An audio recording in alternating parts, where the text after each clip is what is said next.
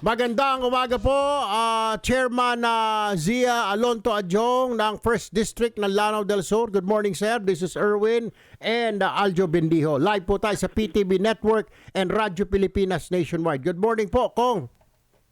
Hi, good morning, boss. Erwin, good morning, Aljo. Good morning po. Sa atin lahat. Sir, Opo, parang napakabilis tong hearing. Parang 2 hearing lang kasi mga kababayan natin nagrereklamo bakit nasaan na raw. Nung una, di ba, nag-sinidie tayo, naabutan tayo ng break. Pero itong pangalawa, kahapon, tinapos na natin. Napakabilis nga raw ho talaga ito. At dahil ito instruction na rin ng speaker ho yata sa inyo, kaya pinaspasan ho ninyo. Pero naging desisyon po ay ng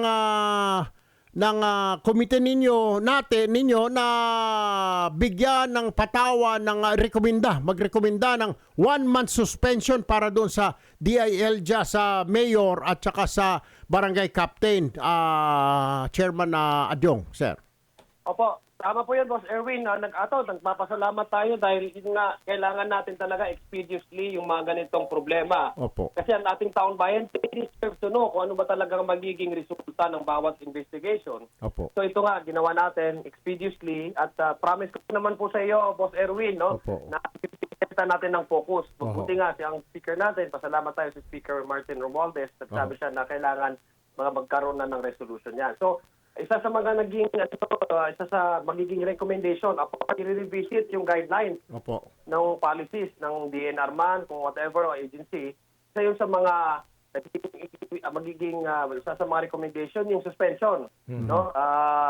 Well, I'm thankful because you were there, Boss Opo. Erwin, kasi nagpasulong talaga nito eh. Opo.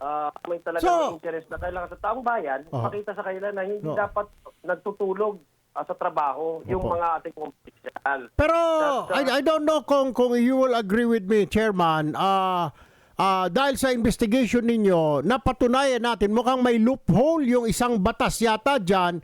Yung sinasabi ng DNR at kayo din medyo na high blood. Yung sinabi ng DNR na may exemption na pag maliit na struktura pwedeng magtayo sa no-build zone. Tama po ba yun ang pagkaintindi ko, Kong Adjong? Yes, tama po. Lahat po tayo nadismaya, no? Kasi una, it's no build zone. Dapat klaro, yung naman ng MGB, ang Mines and Geosciences Bureau ng DNR, Opo. ay nagbigay na sila since 2008. Oho. Nakita natin yung landslide, yung series of landslide, hindi lang itong taon eh. Oho. Ang dami palang landslide na nangyari dyan. Kaya that's why yung area ng Zone 1, dyan sa Barangay Masaka, ay binigyan na ng no-build zone ng DNR. Pero during the deliberation, nakita naman natin na mayroong ng isang barangay captain, yung mismong barangay captain na pina-invite natin na pagsalita, siya mismo, na marami siyang mga kamag-anak din na namatay because of the landslide, humingi siya ng proyekto, no, na magkaroon dyan sa kongresista nila, si Congressman Ruel. Congressman Ruel naman, ni-request niya ang DPWH. Yung survey, ginagawa yan eh. It's a matter of protocol. Mag-survey yan. Opo. Ang tanong natin, no, bakit binigyan nyo? O ba't nag-proceed kayo with the... Kasi si Congressman Ruel, hindi yan magbibigay ng identification doon sa GAA. Kung hindi yan, mayroong clearance Tama. from DPWH. Ang DPWH, kukuha naman ng clearance from DNR. Unfortunately, nagbigay ang DNR ng non-coverage certificate. Ibig sabihin, may exemption daw na po pwedeng paglagyan yung area na yan. Sabi ko, nakita mo naman, Boss Erwin, pati ikaw nagalit, pati natin Rufus Rodriguez, lahat after tayo na nagalit. Sila magbibigay ng ganung klaseng certification na may exempt provided na yung mga attached documents, pertaining documents ay may provide ng DPWH. Ang DNR naman talaga yung nagsiset ng rules when it regulations eh. Tama. If it's a no-build zone, it's supposed to be 100% no-build zone. Walang exception dapat yan. So unfortunately, nagdatura dyan, nalagyan ng temporary daycare center. Ano ngayon nangyari? Ang resulta is the death of more than 100 nakatao. So, Kung matanong ko lang, so with that investigation, yung recommendation ninyo ay reviewin yung batas na yun na sinasabi ng DNR. I don't know kung batas nila yon or department order lang na ba ayusin or ayusin nila, kumpunihin nila yung batas na dahil mukhang may butas yung order po ng DNR na no build zone pero may exemption. So your recommendation And I yung think- Opo, go ahead. Yes, Boss Erwin, at the very least, they need to review. At saka pag sinabing no build zone, Opo. declared as area, hindi dapat yan pagbabahayan. Yun. That's very clear. Wala nang exemption dyan. So, kailangan i-review nila yung regulation. Kahit na yun. mga government building, sir, kahit na mga government building, bawal na dyan. Well, walang exemption kasi Tama. iniiwasan natin dito yung unnecessary loss of life. Tama. Tama nga yung sinabi ninyo during the committee deliberation. Kung ano lang yan, kung struktura lang ang nasira dyan, kung business project, mga nasira dyan, madali lang naman bawiin yan dahil may pondo naman ng gobyerno para i-rehabilitate or i-repair. Pero ang buhay na nawala, naulila, na pag-iwanan ng mga taong ito, especially yung mga breadwinners, nakakreate ka ng how many families na orphan. Tama. Nakakreate na ka ng how many mga balo, yung mga Correct. byuda.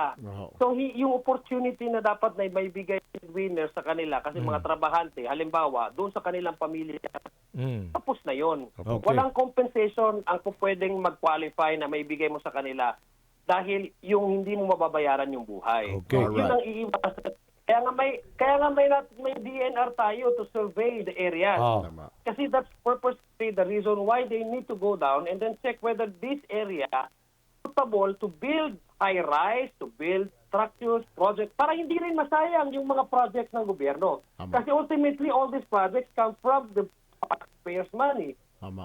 Masasayang lang yung mga daycare center mo, masasayang yung mga barangay halls mo. Kung any minute po pwedeng magka-landslide. So, it's public money, Alright. money, and it's also a waste of life. Okay, sige po. So, hindi po dapat walang exemption dyan. Alright. At the very least, they need to review. Okay, malinaw po. Maraming salamat. Spokesman Edgar Posadas. Director Posadas, good morning. This is Erwin Tulfo. Aljo Bendijo po. Live tayo sa PTV Network and Radyo Pilipinas Morning. nationwide. Good morning po, Director. Kong Erwin and Sir Aljo at sa lahat po na nakikinig kong maraming salamat po sa pagkakataon for having us this morning. Salamat po. Doon po sa hearing kahapon, mukhang hindi rin naman nagkulang ang Office of Civil Defense. Hindi rin sila nagkulang sa pag-ayuda kaagad. Pero tali din ang kamay nila by Aljo kasi ang nangyari doon, nagbigay ng go-ahead signal ang DNR na nagbigay ng exemption despite the fact na may order ang MGB na no build zone. So si Mayor, si Captain, tuloy-tuloy lang. Walang magawa ang Office of the Civil Defense. Tama po ba, Director Posadas? Technically kong tama po yun kasi meron pong yung mandato po namin ay tama po kayo. Nagpapasalamat kami for recognizing that. Kami po ay hindi po wala pong patlang yung aming pagtulong, pag-guide po doon at pag-monitor din po at pag-provide ng even technical assistance kung kailangan nila sa DRRM at pagsuporta po. However, sir, tama po kayo, no? Yung mga ibang ahensya po, meron pong hindi po namin pwedeng saklawan yung kanilang mandato, lalo na po yung implementasyon. Meron pong polisiya na ito ay dapat hindi pagtirahan at meron pong dapat mag-implement niyan. So, yun po ay nire-respeto namin. Pero ang OCD po kung mapapansin po ninyo, ako po personally, bumaba po ako doon nung Masara incident para makipag-usap po at ayusin po yung mga datos. At yun nga po, hanggang kahapon kong nandun tayo with no less than our regional director to lend our support and assistance na kinakailangan po para mas mapabuti po natin yung mga serbisyo natin kong. Alright. Recommendation lang kayo, di ba? Boss Edgar, monitoring lang kasi implementation talaga sa mga Tama. government agencies. Pwede nyo bang i-recommend din o ano bang monitoring ninyo, sir, sa iba pang mga landslide prone areas? Baka may mga bahay pa dyan at may batas tayo, di ba? Pero may exemption nga eh. Yung sinasabing no build zone na yan. No build zone areas, Sir Edgar. Opo, kung kami po ay sumusuporta doon, ano, Oh. kung ang ano po lang dito, maganda po yung kanina naririnig ko po yung discussion niyo with Kong Adyong, sir, na yung strict implementation, kung meron pong polisiya na ganyan, i-implement lang po natin para hindi po tayo nagkakaproblema dahil yan po ang iyan nga po ang importansya ng ating kayo po, Kong, yung mga legislators natin sa pag-craft ng mga polisiya at mga batas po na ang interest po niya ay para sa kaligtasan ng ating mga kababayan. So we support that, sir, and siguro with proper and stricter implementation, sir, I think we will go, maganda po ang patutunguhan nito. And Kong, advertise ko lang po, no, Sige po. as a concrete manifestation po on this, no, magkakaroon po ng sinuportahan po ni Yusek Ariel yung konting pondo na kinakailangan ng Region 11. I think Opo. magkakaroon po sila ng dialogue, sir, on flood and landslides within the region. We will invite all stakeholders.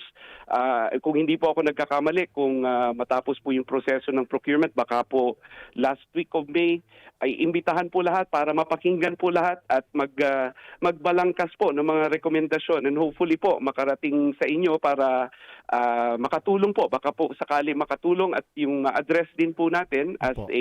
as OCD and as a council yung mga pangangailangan po ng mga lahat po ng stakeholders, Opo. particularly yung LGUs, Alright. down the line po hanggang sa level ng barangay. So ito po yung isang concrete manifestation that we take this seriously, Kong.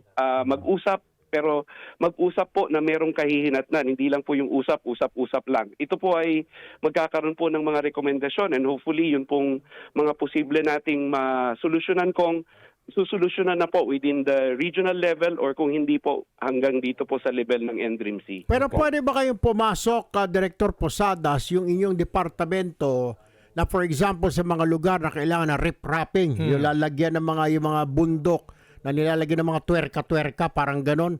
Sa inyo po yan, ano, pwedeng kayo mag-finance niyan ng mga lugar na prone to landslide, pero pwedeng gawa ng parang mga netting, mga tinatawag na yan, riprapping. Kasama ho yan, di po ba, Director? Opo, Kong, yun pong lalo na po yung aspeto, yung kagaya po pagkatapos ng isang disaster, Kong, no, Disaster. tapos meron pong mga Relocation. kailangang ayusin para hindi na po maulit, Opo. which are beyond po the resources of the local government or even the regional resources. Dyan Ito po kung ang OCD. papasok po yan dun sa proseso ng NDRIM Fund para Ayun. may proseso po yan, at si Yusek Ariel po ay si SND po mas ine-enhance po nila yan para mas maging responsive po. Alright. At tama po kayo, pwede po yung with the submission po of the proper recommendations and Tama. documentations, Tama. posible po yan na masuportahan po. Okay. Alright. Sige po. OCD spokesman, Director Edgar Posadas, maraming salamat po, sir. Magandang umaga po sa inyo. Mabuhay po kayo, sir. Maraming salamat sa pagkakataon, sir. Yan.